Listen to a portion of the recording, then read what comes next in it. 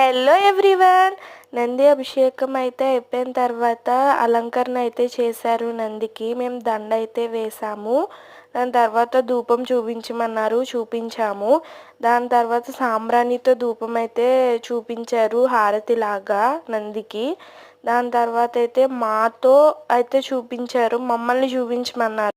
మేమైతే చూపించాక కొబ్బరికాయలు, పళ్ళు, స్వీట్స్ అన్నీ కూడా నైవేద్యం పెట్టారు. అటు శివుడికి ఇటు నందికి కూడా చూపించాక మమ్మల్ని పువ్వులతో పూజలాగా చేయమన్నారు. అక్కడ తాంబూలం అయితే పెట్టి అయిపోయింది. దాని తర్వాత నక్షత్ర హారతి అయితే ఇచ్చారు నందికి. ఇంకా లోపలికైతే తీసుకెళ్లారు శివుడి దగ్గరికి నంది దగ్గర నుంచి. లోపల గర్భగుడిలోకి అయితే వెళ్ళి ఆ హారతి చూపించారు దేవుడికి. ఇక్కడితో పూజ అయితే కంప్లీట్ అయిపోయింది.